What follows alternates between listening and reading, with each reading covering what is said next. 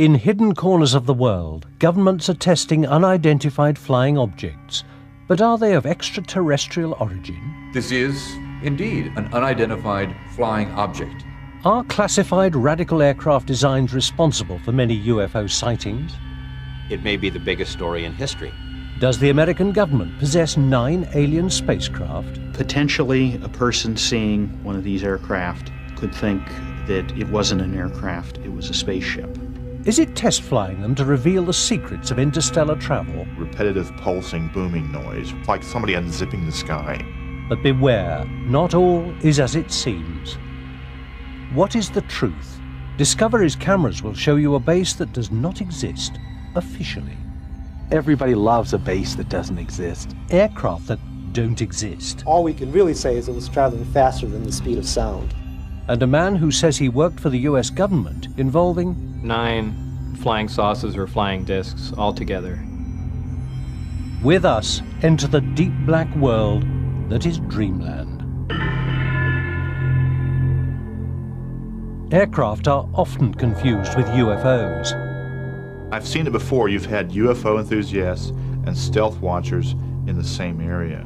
And when they see a light, someone who is an enthusiast and knows what aircraft look like automatically says, oh, well, look, it's a B-1 bomber. But for someone who is a UFO enthusiast and wants to see a UFO, that light automatically becomes the mothership. In 1992, Steve Douglas was filming military air exercises at Roswell, New Mexico.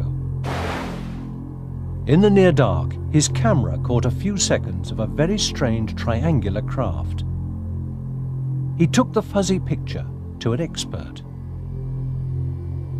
This is probably your proverbial tantalizing image, because it is something we believe is an unusual aircraft, one that the government doesn't admit they have, so it would be exciting to be able to get a good, clear picture of it, because this is just interesting. It's exciting. It's exciting to discover something unknown. I mean, this is a black aircraft against a black sky, and there's a lot of noise in the frame, so that anytime you look at the aircraft, it's almost the same color as the background. This is a cleaned up, processed image that I did using, if you would, pure image processing. But that's still awfully noisy, and it's very hard to see anything. But it would be very easy to use the computer to help clean it up, to go in and electronically, look at the image and say, wow, that's the sky, and that's noisy, and here are the edges of the object, and I'll just clean them up. I'll smooth out those edges. Well, the problem with that is if I have expectations about what I'm going to see, and I use those in the work I'm doing, then what I end up getting is exactly what I was looking for. I can make it anything I want, a flying saucer, or you name it. It is obviously flying, it's obviously unknown, so it is definitely a UFO, but that doesn't mean it's a spaceship from another planet, or a time traveler, or a fill in the blank. We have strong suspicions that this is, in fact, a highly secret, highly stealthy reconnaissance airplane that the government has and has operated, but for reasons of security, they haven't admitted that they own or operate it. This is, indeed, an unidentified flying object. This is what Steve Douglas filmed. The TR-3 Black Manta. It does not exist officially. Is the Black Manta sighting a one-off? In the last 5 years, the description of UFOs has changed. Reports of triangular craft are as common as traditional saucer shapes. Last year, a British Airways flight from Milan descended to land at Manchester, England. Suddenly, a triangular craft flashed past the airliner just yards in front of its nose. Neither the airliners nor ground control's radar detected the high-speed craft. It was a classic close encounter. But with what? Newspaper headlines screamed that an alien spacecraft had buzzed the jetliner. What they did not report was what specialist aviation magazines already knew. Less than 15 miles away, a British company is building the top-secret prototype of a stealth aircraft. It has a strange, triangular shape. It is an unidentified flying object, a UFO. Strange aircraft are often reported in the press. Some become famous, others never make it beyond the prototype. They are UFOs. They do not exist, officially, and fly from a base that does not exist, officially. The home of America's deep black aircraft is hidden in the Nevada nuclear test site. For decades, nuclear warheads were tested here. It's not a safe place for the unwary to venture.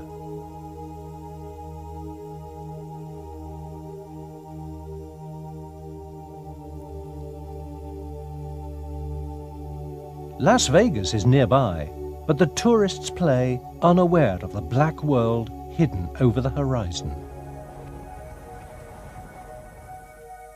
Area 51 of the test site is Groom Lake. Aircraft call sign, Dreamland. Groom Lake appears in no list of military installations, and yet it has the longest runway in the world and the biggest aircraft hangar. What it holds is above top secret. Dreamland does not exist officially, and yet it has attracted so much public attention that maps of the base are now available. To enter here means risking imprisonment without trial. The use of lethal force is authorized. It was from Groom Lake that the great spy planes of the Cold War were operated in complete secrecy. The U-2, the CIA's spy plane, was first flown here. Later, the family of aircraft that include the SR-71 Blackbird lived in top secrecy for more than 10 years. The Blackbird flew faster and higher than any aircraft. Like the U-2, it was invulnerable until missile technology made it obsolete.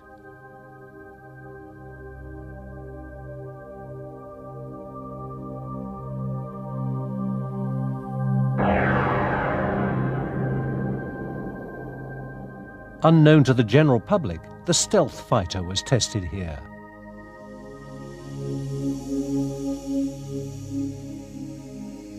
Top-secret aircraft have been confused with UFOs for half a century.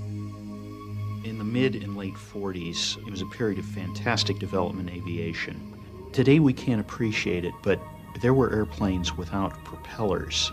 That was akin to a car without a motor. There were airplanes without tails. There were airplanes that were disc-shaped. There were airplanes with swept wings. Potentially, a person seeing one of these aircraft could think that it wasn't an aircraft, it was a spaceship. A person not knowing about these aircraft would think that there's something beyond earthly performance and assume that these were in fact flying saucers. The world's first reported sighting of flying saucers was in fact of flying wings. Pilot Kenneth Arnold saw delta-wing craft, not discs.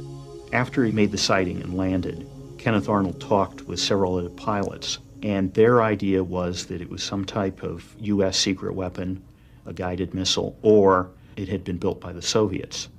Later, the idea came up that these were not earthly vehicles, but alien vehicles, based on their performance and maneuvers, which could not be matched, reportedly, by any earthly materials, or they could not be survived by the human body. The US government did make an attempt to build a flying saucer. The Avro car was probably the best lawnmower ever built. The pilot had to wear an oxygen mask to keep from choking on the grass clippings. It was essentially a hovercraft. It was only a technological demonstrator for a whole family of very remarkable aircraft. The Lockheed Skunk Works, California. generations of deep black aircraft were built here. In recent years, its parking lot has remained full. Yet officially, it has little work underway. Too little to explain all the activity. Production of the Blackbird spy plane is long finished. Its last contract was for the stealth fighter. That is near completion. It cannot explain the work being done behind closed doors. Is a new deep black triangular UFO being built? Aviation experts suspect that the answer lies in a 1985 Pentagon document. A mysterious aircraft codenamed Aurora Project was accidentally included alongside budgets for the U-2 and Blackbird spy planes. There has been no mention of it since. It does not exist officially. The first thing I heard about Aurora was that air traffic controllers out on the west coast were being told to expect very high-speed targets on their radar screens, that it was a classified program, that they weren't to panic and they weren't to report it to anybody else. The next piece of information, and the one that I think really started me investigating the Aurora story, was a sequence of sonic booms over California. On Thursday, June the 18th, 1992, at 7 in the morning, and on 6 other Thursdays at the same hour in the preceding year, a minor tremor rattled coffee cups in Los Angeles.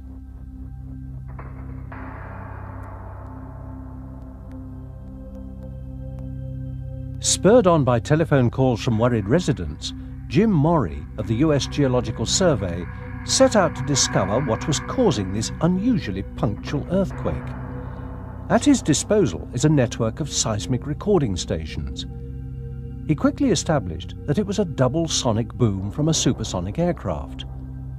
Morey compared the signature of the aircraft's sonic boom with the patterns produced by those of the space shuttle landing outside Los Angeles and by the SR-71 Blackbird on its world speed record transcontinental flight in 1991. It was completely different. The size and spread of the boom is unique.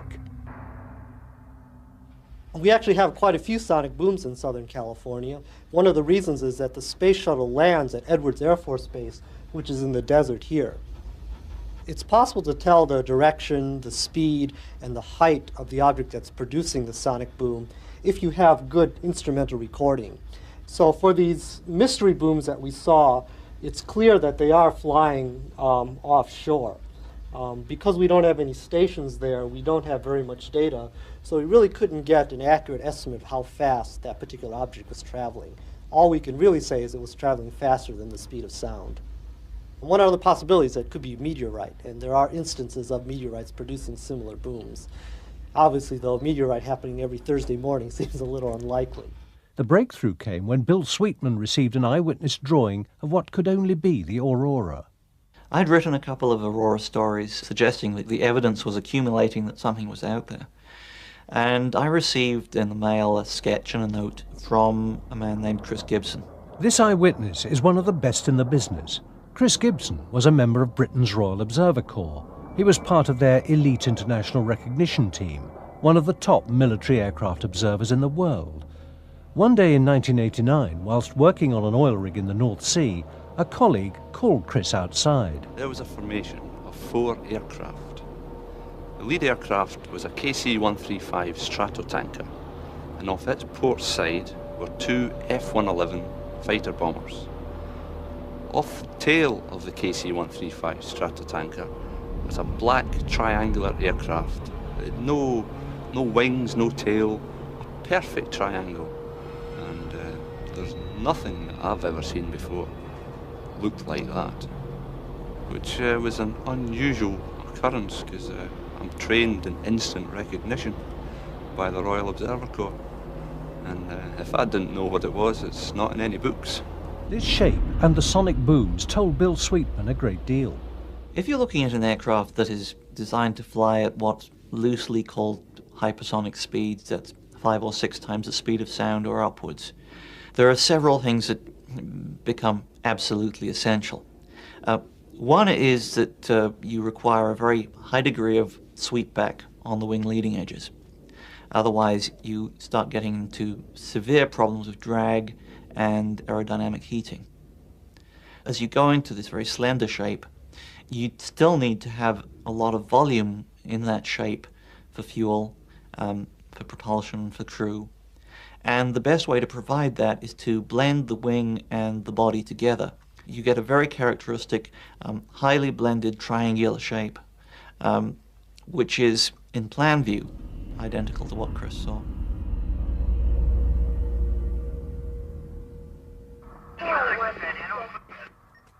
Photographic evidence came from Amarillo, Texas, home to a sophisticated military signals monitoring post.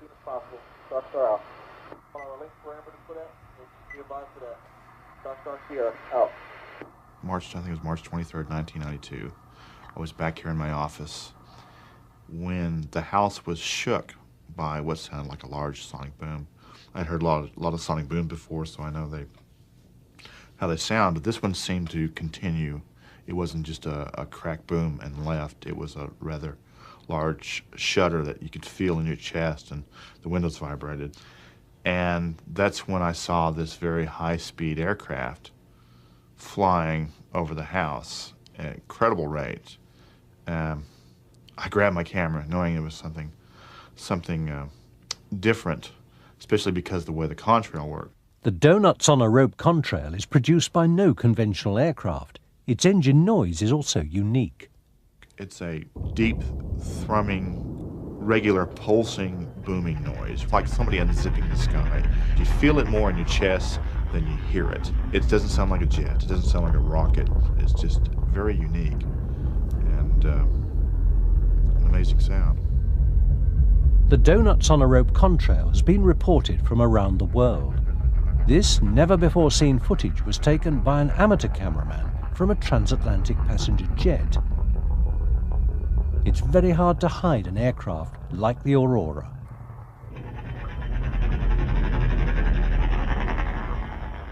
The contrail and engine noise are the signature of a pulsed detonation engine, the kind of engine necessary to fly at hypersonic speeds. With a cruising speed of 5,300 miles per hour, Mach 8, operating in near orbit at an altitude of 50 to 80 miles, the Aurora could reach anywhere in the world in 3 hours.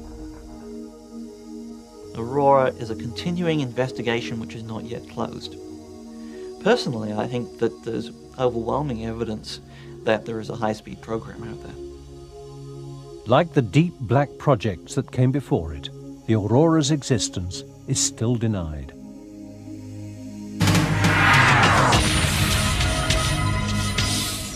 However, anyone can fly alongside it on a computer game.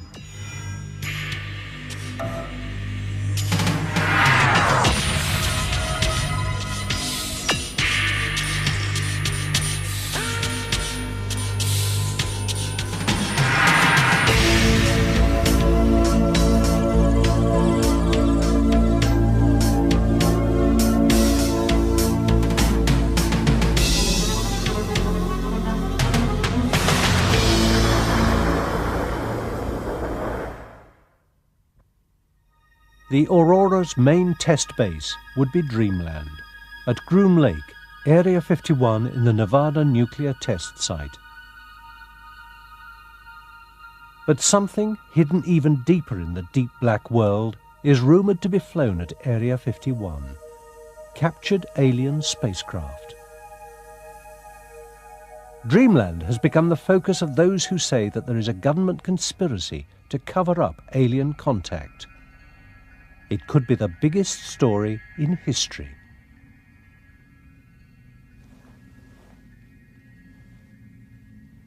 From a distant mountain top, one man keeps a vigil over Dreamland.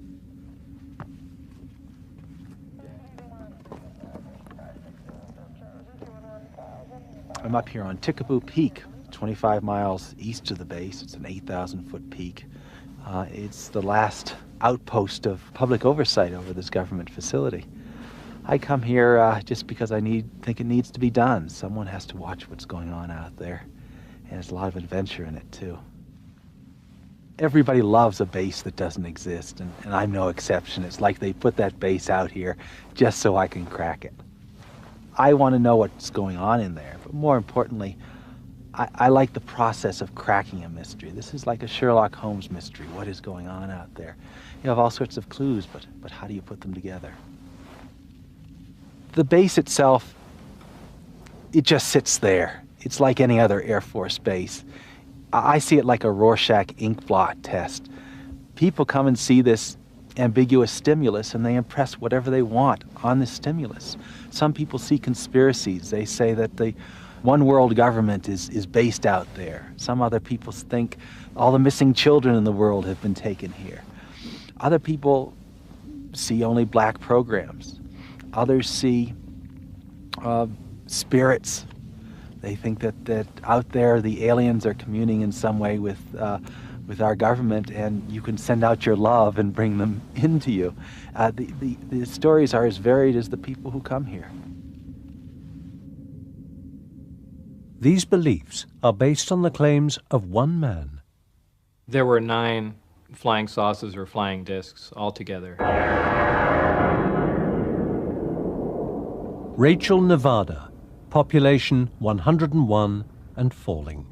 Its inhabitants have seen many strange things flying over the mountains above Dreamland. I believe that there are saucer-shaped craft here on Earth. I definitely believe it was a saucer. I've seen a lot of strange things out here. It was just a series of lights. Dancing lights. And they came up close and then they were gone in an instant. Saucers or extraterrestrial craft could be visiting the Earth. I definitely think aliens have had to have visited the Earth. Some may be extraterrestrial from another planetary system around another star. It was something from outer space. I believe it's possible. It could be within regions underneath the Earth that have been established as a base. There's too much technology out here that can't be explained.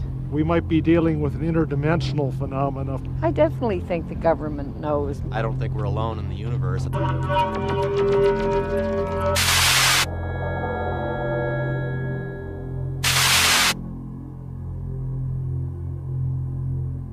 Beyond Groom Lake is Papoose Lake, Area S4, alleged home of a flying saucer base.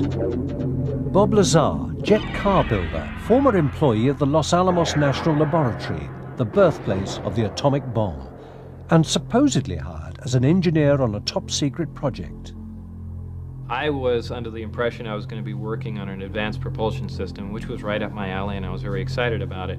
And I was led to believe it was going to be some sort of field propulsion system, which in fact it was, but I had no idea of the implications of what they were talking about. Lazar says he was flown from Las Vegas to Groom Lake, put on a bus, and driven to Area S4, Papoose Lake. We drove up, the hangar door was open, and there was a flying saucer. I got out, was led purposely through it, and I was told to keep my eyes forward and walk straight, and it was kind of a mental torture because it was a fantastically interesting thing here, but I was under the impression that this was something that we had developed. And in fact, I remember even laughing to myself that this answers all the ridiculous UFO sightings. We have been making these things all along, test flying them, and everyone's been thinking they're flying saucers from another planet. And I thought, wow, this is great. In fact, they even had a little American flag stuck on the side of it, which I thought was a nice touch. Bob soon discovered that the saucer was of alien origin. It was still some time later that I was actually let inside it, and it became extremely obvious that this was something we didn't make. Because only then, after seeing how small everything was inside, that it was obviously never made to hold a human. And they basically came clean with what we're doing is back engineering this because we want to find out how it was made. And that pretty much says it wasn't made here. The disc itself was on 3 levels. The upper level, which I never got to go on. The middle one where you enter, and then there's a lower one where the gravity amplifiers hang down and you can have access to the bottom part of the craft.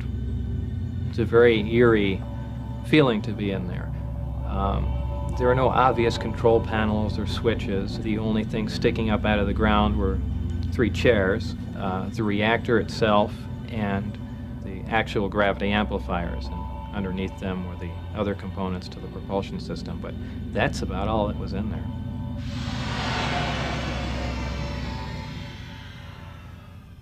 Bob Lazar has been investigated by a reporter at the local TV station. What some have called the cosmic Watergate. There had been stories about Dreamland floating around in Nevada for a number of years, little bits and pieces in the newspaper, references to secret programs, occasionally a reference to alien technology. There have been some of those same kind of references in ufological circles, people saying, there's a secret base in Nevada, you better check this kind of a thing out. It wasn't until about 1987 I started digging into some of these things. In 1989, I met Robert Lazar, and the story he told me was an incredible one by any standards. I thought that if, in fact, any of this stuff checks out, it may be the biggest story in history. Does Lazar's story check out? Do any records of Lazar's past employment exist?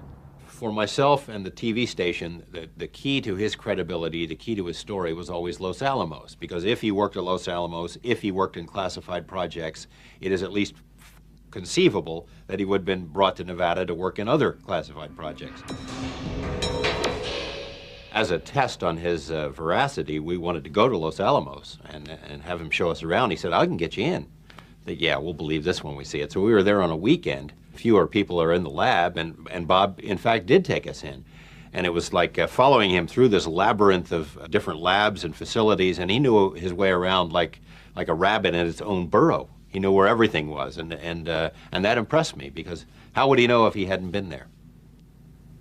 Los Alamos was uncooperative from the first day. Years and years went by, and I still couldn't get any confirmation from them that Bob had ever worked there. It makes no sense. They'd have no records on someone who worked there just a few years before, but that's what they were telling me. Now, I had interviewed other people that worked with Bob there who say that he was an employee, he was a physicist, and he worked in classified projects. If that were the case, where are the records? Because to this day, we still can't find them. What this tells me is that someone has tried to wipe out Bob's background so that fewer people will give him any credibility.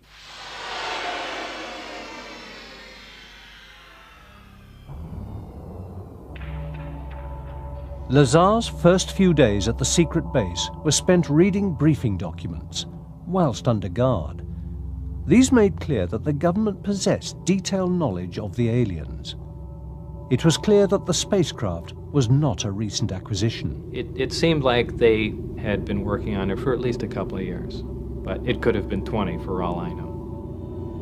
Once when I went in the hangar, all the bay doors were open all the way down, and you can see that there were other crafts in there, and they were all completely different. Now, I was told that all the power sources and propulsion systems were identical in them. As far as how many of them were operational, I only know the one that I worked on was operational. The rest of them, for all I know, could have been cardboard mock-ups, so I really can't even comment on them. One of the craft looked like it had been stood up on end and a projectile fired through it. So I would imagine some of these crafts were non-functional.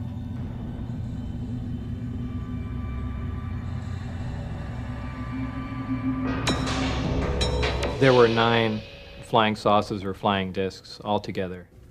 George Knapp persuaded his TV station to put Bob Lazar through a polygraph test, a lie detector. Did you knowingly lie when you said you had actually seen anti-gravity propulsion in operation? No. 4 separate tests were performed by 2 different investigators. The results were inconclusive. Lazar passed 2 and failed 2. One of the investigators is still shaken by what he heard. I was looking for all the little sign, the body language, if you will. There was tremendously positive eye contact. There was no fidgeting around, and he never deviated. We covered it several different ways. I asked the same question several different ways, and his answers were always the same. Hooking up, going through the test, then started the emotional roller coaster that I experienced that night. And it's something that I can honestly say has changed my whole outlook on things. We started the first test, and it went exactly the way I thought it might. He was not doing well.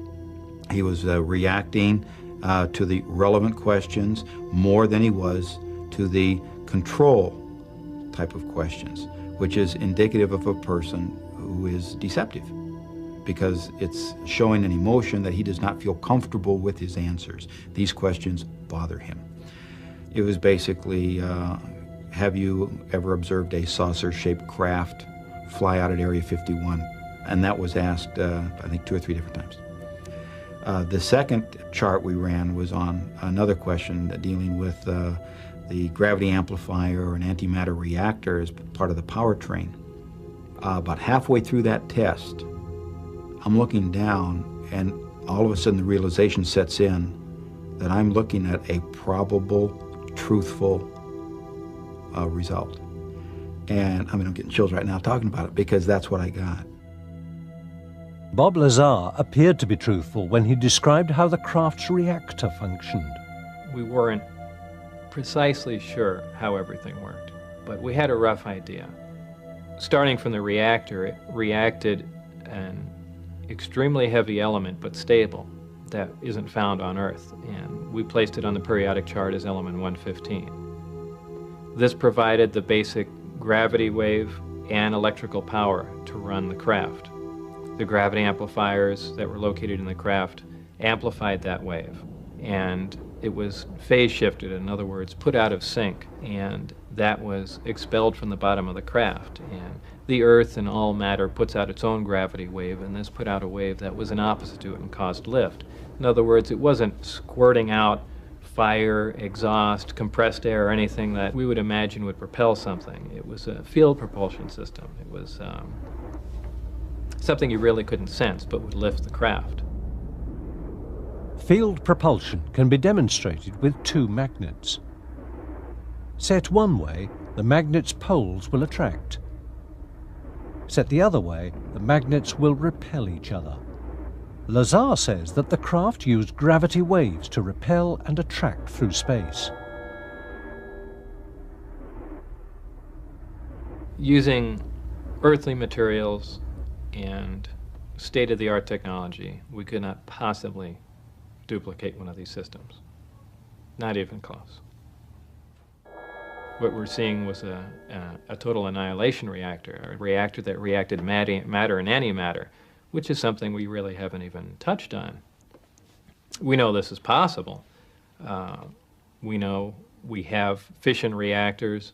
We're currently trying to develop fusion reactors that produce energy like the sun does, but we haven't even thought about working on antimatter reactors, which is 100% efficient. And here was a working model of it, not just a working model of it, but it was small. It was something that a person could lift.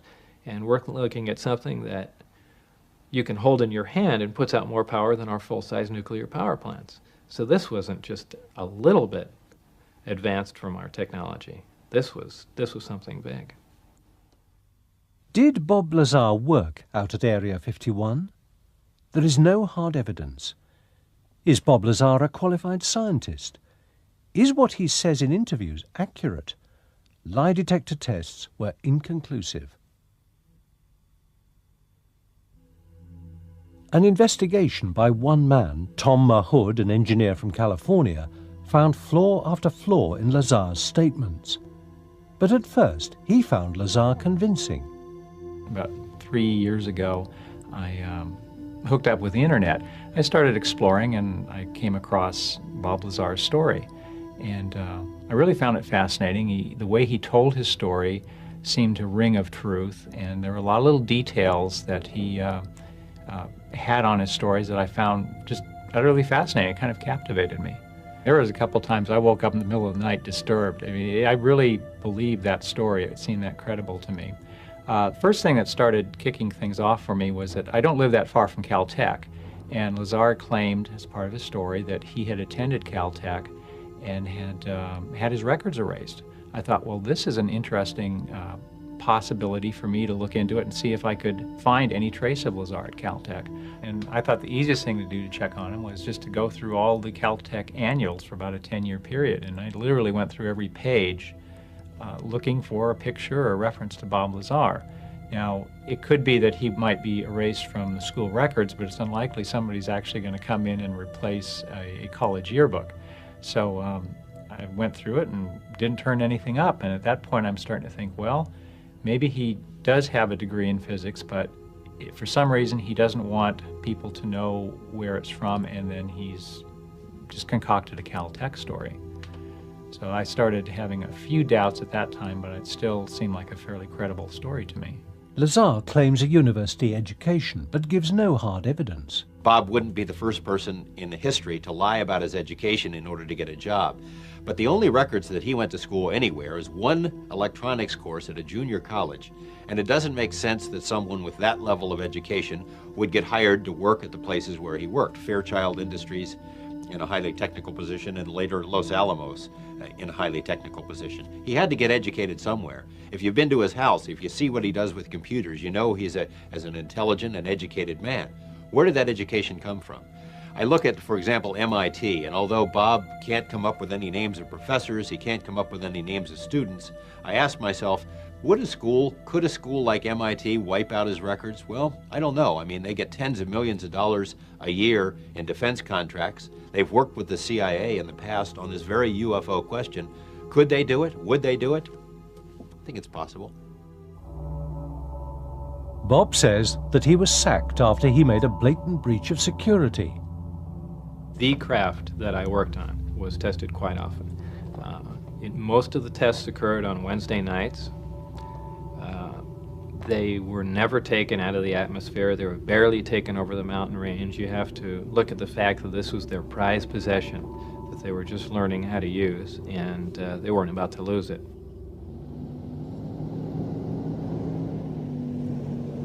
I had the timetables for the specific testing dates and times. And I did bring some friends on a specific day where I wouldn't be working, and they got to view some of the tests for themselves. It's just sitting there. Lazar claims that they saw a bright, brilliant light.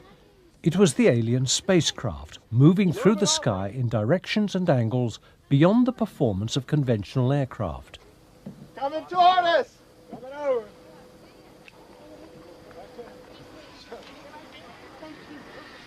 Holy moly, my heart is pounding. Look at that. Is that beautiful? Is it beautiful? Now, we weren't in the base. We were still 10 miles away from it. But even out at that far, there was still a reasonable amount of security. And we were able to see quite a few things. And as time went on, we became lax and eventually got caught. The day after I was caught, I was supposed to show up for work. However, they had me debriefed at an Air Force base north of Las Vegas. That's where a lot of the friction began between myself and the people there. They pointed weapons at me, yelling in my face at a close distance. I mean, they were as angry as you could be without hurting someone. They threatened my life. At the time, they threatened my wife's life, past employment records, places I've been, places I've worked, people I had worked with. All this information began to disappear, and I actually began to be concerned that perhaps they were going to do the same to me. I thought it became necessary to see one of the people on a local news station, because I thought if it went on the news, they couldn't make me completely disappear. It would look very suspicious if all of a sudden this person, you know, released these claims and then he disappeared himself. So it was kind of an insurance policy for me. Well, there's several, actually 9 flying saucers, flying discs that are out there of extraterrestrial origin. After Lazar broke the story on the spacecraft, he was arrested and charged with pandering, helping to run a brothel in Las Vegas. When Bob came and told me that he was involved on the outskirts of this illegal brothel operation, I saw my professional life flash before my eyes. I was very upset. I had written and developed a computer system so a local brothel could run efficiently in town, and that is, in effect, against the law. No one had been prosecuted for that since the 1800s in Nevada. In fact, this was the first case since then. And and strange for a little case like that there'd be FBI personnel and things like that at the hearing. So was there a push on to create a lot more furor than necessary? Sure, I'm positive there was. They looked at that as something to discredit me. What Lazar omits to say was that he was tapping into the state vehicle registration database, looking for undercover cops. He should not be so surprised that the police wanted to prosecute with utmost vigor. We all know smart people who've done stupid things. If Einstein were arrested for drunk driving, I don't think it would reflect negatively on the theory of relativity. But Bob is, by nature, a rebel and a loner. He's got a pirate skull and crossbones flag on his house. He likes machine guns. He races jet cars. He builds outlaw fireworks shows. He does things out of the mainstream, and that's the sort of thing that would appeal to him. That doesn't mean he's not a scientist. It doesn't mean he didn't work at some of the places where he said he worked. I suspect that, some people are never going to believe him one way or another. The difficulty you're in is, how do you prove a negative? If he didn't work there, you can't prove it for sure, ever. If he did work there, the way to prove it is the kind of records that are either non-existent anymore or at least not accessible to people like myself.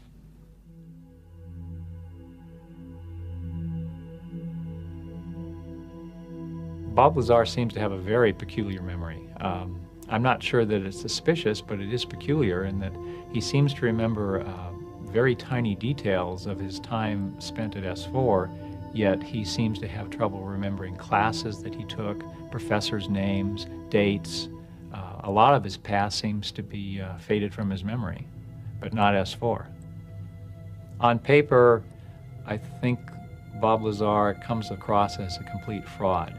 Yet I've talked to enough people and I know enough stories about things that have gone on in Area 51 that my gut feeling is that the guy was there. Whether things happened precisely as he said, I can't be sure. Should we believe Lazar's story, Tom Mahood has discovered that he did work at Los Alamos, but only for a civilian subcontractor. He was not a research scientist. He was a junior technician working on open civilian projects. Bob Lazar has been caught out lying about his past. Until we have some hard evidence, perhaps we should recall what Einstein said. Whoever is careless with the truth in small matters cannot be trusted in important affairs. I believe the operation moved a short time after I went forward with it, possibly in 90 or 91. Where they are now, your guess is as good as mine.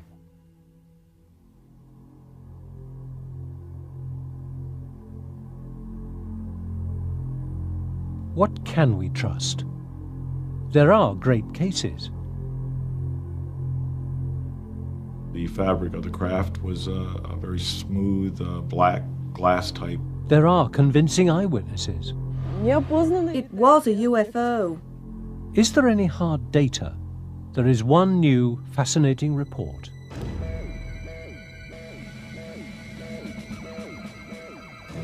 On May the 5th, 1984, an alert was triggered at the North American Air Defense Command.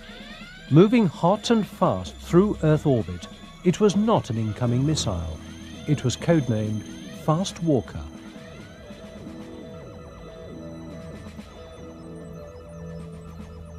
Floating in Earth orbit are the satellites operated by the US Defense Support Program. Their job is to provide the first warning of an incoming ballistic missile attack on the United States. The satellite sensors are so delicate that they also pick up infrared heat signals, even ones from minor house fires. At 1400 hours Zulu time, a DSP satellite detected a hot, fast, solid object swept in from outer space. It passed within 15 miles of the satellite and then curved back out into deep space. It was tracked for 9 minutes. A top-secret summary of the Fast Walker shows the time and place of the incident, the infrared signature of the object, and its track through Earth orbit. It was leaked to a UFO investigator. Where it appeared in the sensor field would indicate that the object came into the sensor field from outer space, went in front of the sensor, and left, departing back into deep space. It would indicate it was some type of craft that had the ability to maneuver. If this fast walker was a meteorite, then the Earth's gravitational field would have sucked it into the atmosphere, burning it up. It takes energy to break the grip of Earth's gravity. Inanimate objects like meteors or space junk can't do this. Spacecraft like the Space Shuttle can. But the fast walker came from outer space. And there you have hard evidence. You have telemetry from that satellite, you have information, you have systems, you have data that you can go back and investigate and check and verify. In the past, usually UFO events are just eyewitness testimony. There you have a very sensitive defense system that sent you the information to the ground. I don't even know if you can solve it. Maybe it's one of those enigmas that's just going to be with us forever. You know, what type of craft would have that ability? And some people might say a UFO.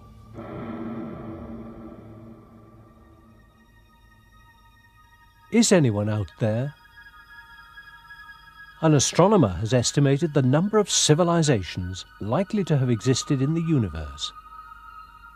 You take the rate of star formation in a galaxy and the fraction of stars with planets. Estimate the proportion of planets which could support life. Calculate the fraction of living things which become civilizations. Work out how long before those civilizations become detectable. Guess how long a civilization lasts.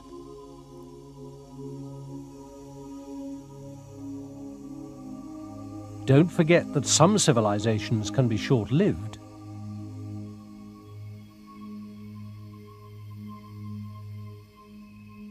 Multiply all those figures by the number of galaxies in the universe, and you get 100 million civilizations since the universe began.